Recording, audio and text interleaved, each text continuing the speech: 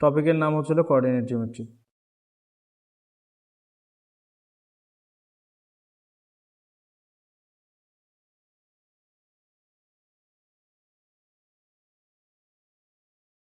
টপিকের নাম হচ্ছিল কোঅর্ডিনেট জিওমেট্রি। ওকে, সো কোঅর্ডিনেট জিওমেট্রি এই যে টপিকটা আছে, এখান থেকে বেসিক্যালি তোমার একটা 7 মার্কের কোশ্চেন হয়, একটা 4 মার্কের কোশ্চেন হয়। So total marks will be 13, 11 এখান থেকে।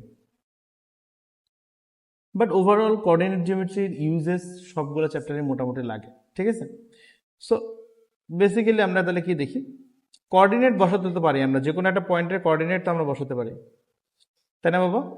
সাপোজ ধরে নাও আমাদের কাছে একটা পয়েন্ট আছে এ, একটা পয়েন্ট আছে যেটার কোঅর্ডিনেট হচ্ছে হলো x1 and y1, আর একটা কোঅর্ডিনেট আছে হলো বি, যেটার কোঅর্ডিনেট হচ্ছে হলো x2 and y2, ঠিক আছে। সো আমরা যদি ধরে নেই যে এইটা হচ্ছে আমার এবি লাইন, ঠিক আছে। সো এখানকার কোঅর্ডিনেটের নাম হচ্ছে এ, আর এখানকার কোঅর্ডিনেটের নাম হচ্ছে বি। তাহলে বেসিক্যালি দেখো যে এই যে জায়গাটা আছে, এই জায়গাটার নাম্বার হবে হলো আমার x1, আর এই যে জায়গাটা আছে এই জায়গাটার নাম হবে আমার x2, তাই না? সিমিলারলি যদি আমরা এই পাশে চিন্তা করি, এই পাশে যদি চিন্তা করি, তাহলে এই জায়গাটার নাম হবে হলো আমার y2, আর এই জায়গাটার নাম হবে হলো আমার y1, ঠিক আছে। সো এখানে যদি দেখো আমি যদি একটা ট্রায়াঙ্গেল বানাই,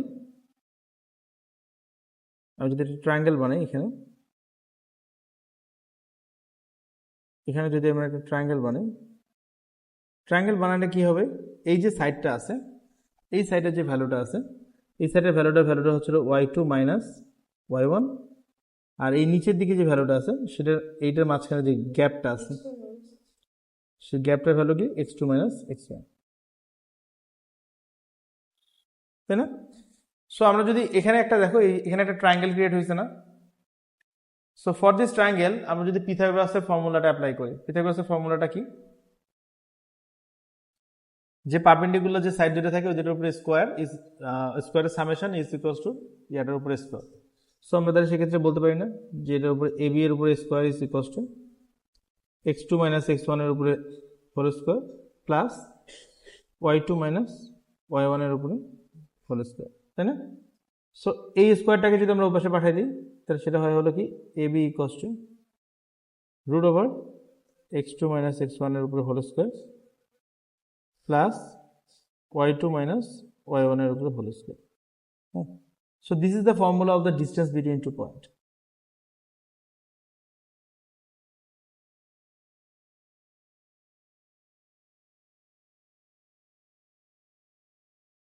This is the formula of distance between two points. So দুটো পয়েন্ট যদি দেওয়া থাকে, সেই দুটো পয়েন্টের মাঝখানে ডিসটেন্স বের করার জন্য আমরা এই ফর্মুলাটা ইউজ করি। অলরাইট, এখন খেয়াল করে দেখো, আমরা যদি এই লাইনটাকে এক্সটেন্ড করি, সেটা এক্স অ্যাক্সিসের সাথে একটা অ্যাঙ্গেল ক্রিয়েট করে না? হ্যাঁ, কোনো লাইন পজিটিভ এক্স অ্যাক্সিসের সাথে যে অ্যাঙ্গেলটা ক্রিয়েট করে সেটাকে আমরা গ্রেডিয়েন্ট বলি। হ্যাঁ, সো খেয়াল করে দেখো, সো গ্রেডিয়েন্টের ভ্যালুটা কি তাহলে আমাদের, গ্রেডিয়েন্টের আরেকটা নাম কি, গ্রেডিয়েন্টের আরেকটা নাম হচ্ছে স্লোপ।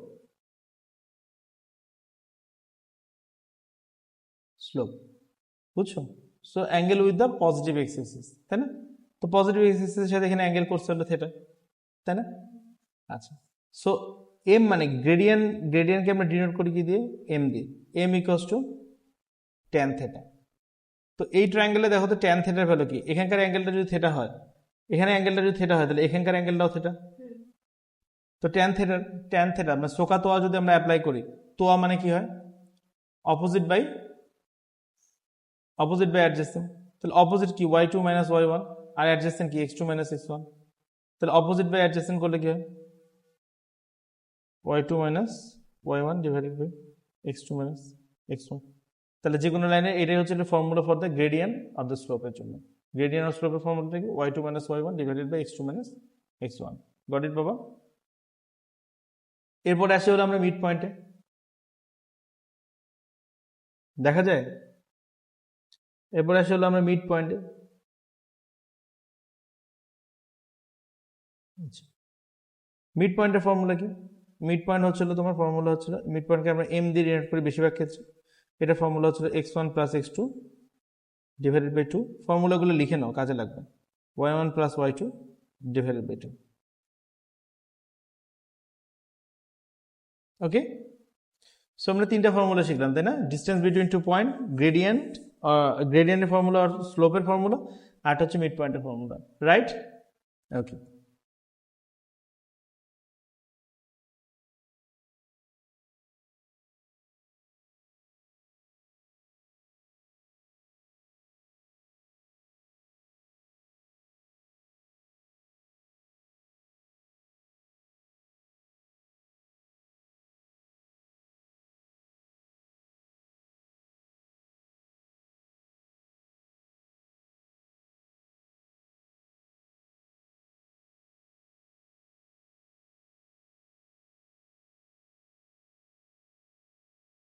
ওকে। সো এই যে গ্রেডিয়েন্ট আমরা যেটা দেখলাম, হ্যাঁ, এই গ্রেডিয়েন্টের ভ্যালুটা কিন্তু ডিফারেন্ট ডিফারেন্ট সিচুয়েশনে ডিফারেন্ট ডিফারেন্ট হয়, ডিফারেন্ট ভাবে চেঞ্জ হয় আর কি। হ্যাঁ,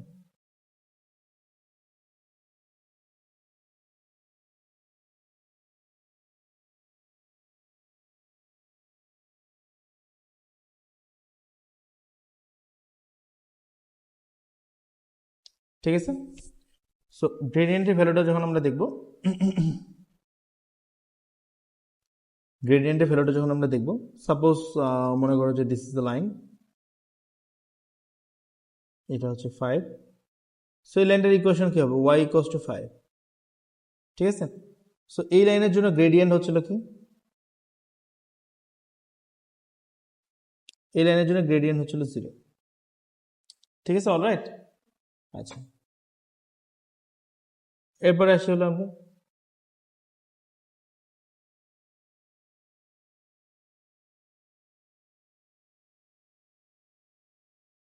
এখানে আমরা যদি একটা লাইন দেখি এরকম সোজা লম্বা, এই লাইনটাতে কি আমাদের, এই লাইনটার ইকুয়েশনটা কি বলবো আমরা? এই লাইনের ইকুয়েশন বলবো আমরা x ইকুয়ালস টু 2, ঠিক আছে। সো এই লাইনে আমাদের গ্রেডিয়েন্ট কি হবে?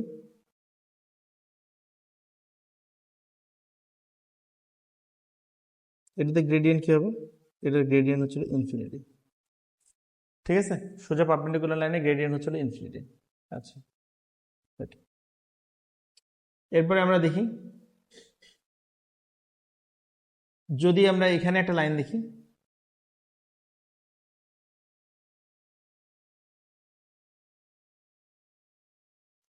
দেখো।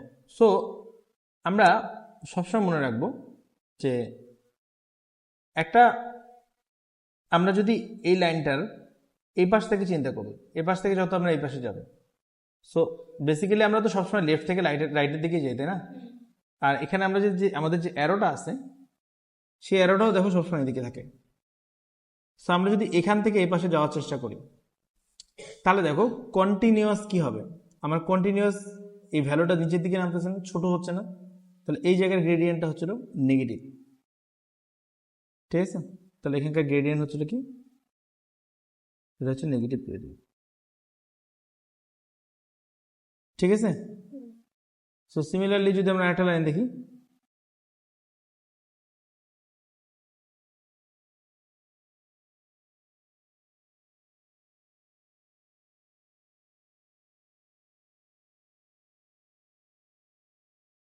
সো এখানে দেখো যদি আমরা লেফট থেকে রাইটের দিকে যাই, তাহলে আমরা এই লাইনটা ধরে কি ধীরে ধীরে উপরের দিকে উঠতে পারবো।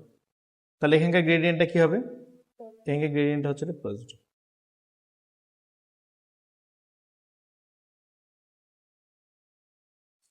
ঠিক আছে। এতটুকু পর্যন্ত আমরা বুঝছি। আচ্ছা,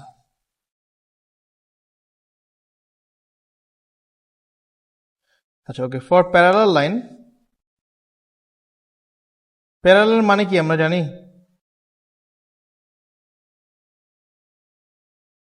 গাইস, প্যারালাল মানে তো আমরা জানি সবাই, তাই না? সো ধরো যে দুইটা লাইন প্যারালাল, সো দুটো লাইন যদি প্যারালাল হয়, তাহলে অবভিয়াসলি ওরা এক্স এক্সিসের সাথে যে অ্যাঙ্গেল বানাবে,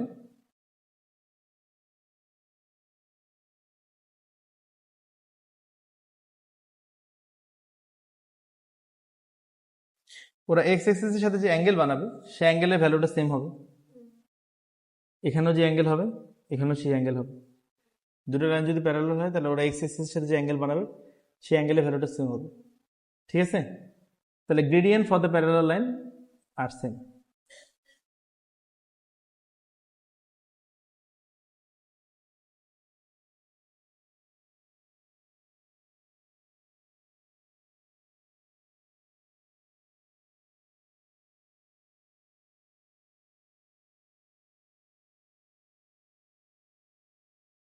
ঠিক আছে? সো এই লাইনটার গ্রেডিয়েন্ট যদি m1 হয়, এই লাইনটার গ্রেডিয়েন্ট যদি m2 হয়, তাহলে basically m1 is equals two m2। আমরা কি বুঝতে পারছি?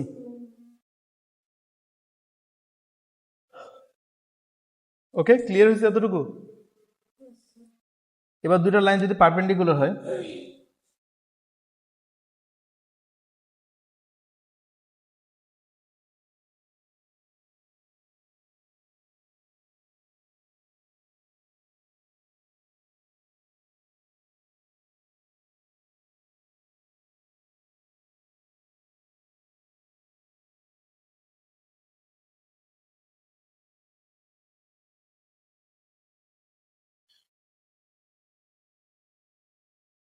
ঠিক আছে? সো একটা গ্রেডিয়েন্ট যদি m1 হয় আর একটা গ্রেডিয়েন্ট যদি m2 হয়, তাহলে এদের মাঝখানে যে রিলেশনশিপটা হয় সেটা হচ্ছে m1 multiplied by m2 equals to -1।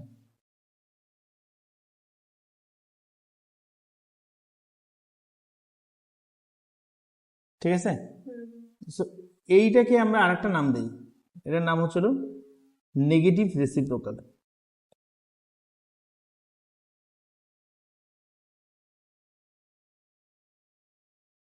Negative, দুটো লাইন যদি হচ্ছিল পারপেন্ডিকুলার হয় তাহলে ওদের গ্রেডিয়েন্ট হচ্ছিল নেগেটিভ রেসিপ্রোকাল। নেগেটিভ রেসিপ্রোকাল মানে কি, আগে নেগেটিভ হবে তারপর রেসিপ্রোকাল মানে উল্টায় যাবে, এটাকে বলা হয় হলো নেগেটিভ রেসিপ্রোকাল। সো সাপোজ একটার গ্রেডিয়েন্ট হচ্ছিল m1 এর গ্রেডিয়েন্ট হচ্ছিল 3/4, তাহলে m2 এর গ্রেডিয়েন্ট কি হবে? নেগেটিভ রেসিপ্রোকাল, তাই না? নেগেটিভ মানে সামনে মাঝখানে একটা নেগেটিভ সাইন আসবে, সামনে একটা নেগেটিভ সাইন আসবে, আর রেসিপ্রোকাল যেহেতু তার মানে কি এটা উল্টায় যাবে। 3/4 যেটা আছে এটা উল্টায় কি হবে হলো 4/3। So this is how negative reciprocal works. Okay, আচ্ছা। সো এই টাইপসের কোশ্চেন কিন্তু তোমাদের আসতেই পারে।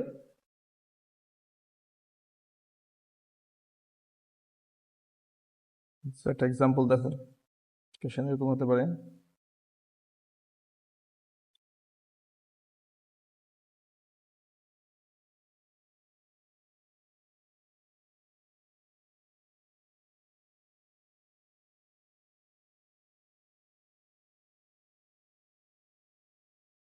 ঠিক আছে? তো এরাও তো অবশ্যই পারপেন্ডিকুলার। হ্যাঁ, সো কোশ্চেনটা হতে পারে হলো ফাইন্ড দ্য ভ্যালু অফ কে।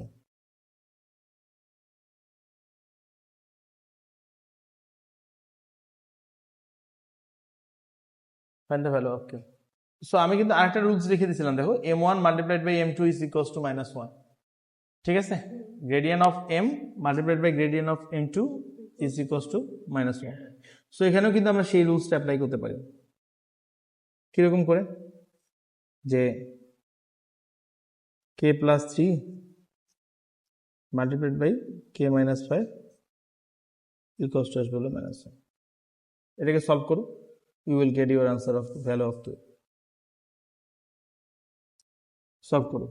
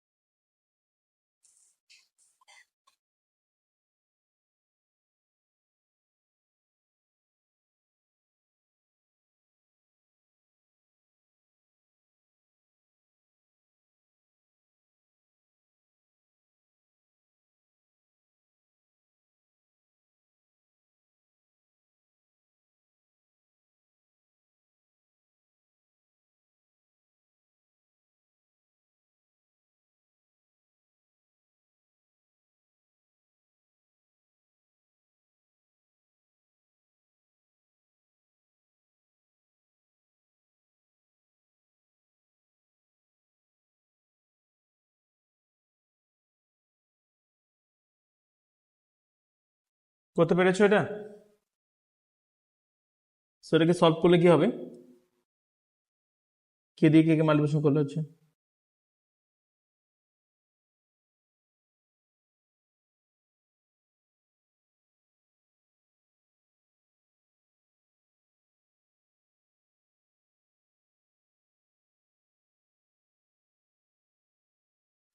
সেটাকে সলভ করলে you will get the value of কি?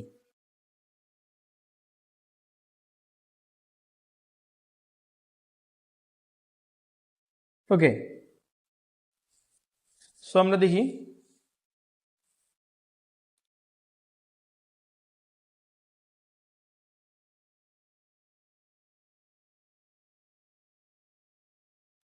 Equation of a line. হ্যাঁ,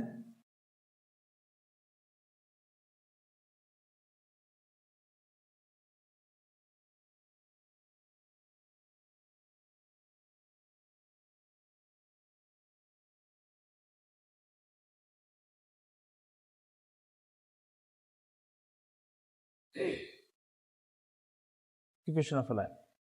ওকে, যদি হচ্ছিল ইকুয়েশন অফ দ্য লাইনের অনেকগুলো ফরম্যাট আছে, ঠিক আছে? সো আমি তিনটাকে একই সাথে দেখানোর চেষ্টা করি যাতে তোমরা পাশাপাশি দেখলে বুঝতে পারবা যে ডিফারেন্সটা কি।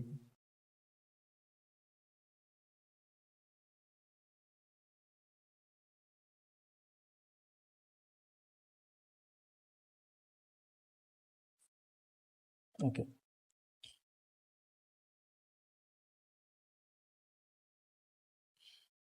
ওকে, সো যদি তোমাদের স্লোপ আর ইন্টারসেপ্ট পয়েন্ট দেওয়া থাকে, ইন্টারসেপ্ট পয়েন্ট কোনটা? ওয়াই ইন্টারসেপ্ট পয়েন্ট যেটা, স্লোপ আর ওয়াই ইন্টারসেপ্ট যদি দেওয়া থাকে, ঠিক আছে? তাহলে ফর্মুলা কোনটা হবে? Y equals to m x plus c, ঠিক আছে? সো এখানে গিভেন কোনটা কোনটা? এখানে গিভেন কোনটা কোনটা? এখানে গিভেন হচ্ছিল এক নম্বরে স্লোপের ভ্যালু হচ্ছিল এম, দুই নম্বরে হচ্ছিল ওয়াই ইন্টারসেপ্ট যেটা ভ্যালু হচ্ছে সি, ঠিক আছে? এখন একটা পয়েন্ট আর স্লোপ যদি দেওয়া থাকে তাহলে যে দেওয়া আছে হলো পয়েন্ট অ্যান্ড স্লোপ,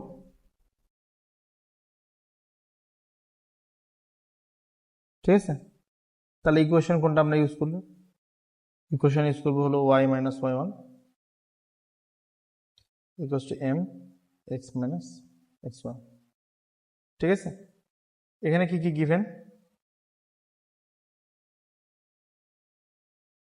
এখানে কি কি গিভেন? গিভেন এক নম্বর হচ্ছে স্লোপ, আর দুই নম্বরে হচ্ছিল একটা পয়েন্ট। পয়েন্টটা কি? এক্স ওয়ান আর ওয়াই ওয়ান, ঠিক আছে? ওকে, যদি দুইটা পয়েন্টের কোঅর্ডিনেট দেওয়া থাকে, আসলে এটা দিয়েই করা যায় সবগুলো, বুঝছো? দুইটা পয়েন্টের কোঅর্ডিনেটের এটা একটা শর্টকাট মেথড, বাট অতটা জরুরি না। আলাদাভাবে দুইটা পয়েন্ট দেওয়া থাকলে আলাদাভাবে স্লোপ বের করেও এই মেথড দিয়েও করা যায়, বুঝছো? বাট ইফ টু পয়েন্ট যদি দেওয়া থাকে, হ্যাঁ, এই মেথডটা অপশনাল। হ্যাঁ, দুইটা পয়েন্ট যদি দেওয়া থাকে সেক্ষেত্রে আমাদের ইকুয়েশনটা কি হয়? Y minus y one y two minus y one equals to x minus x one x two minus x one. এখানে গিভেন কি? গিভেন হচ্ছিল টু পয়েন্টস,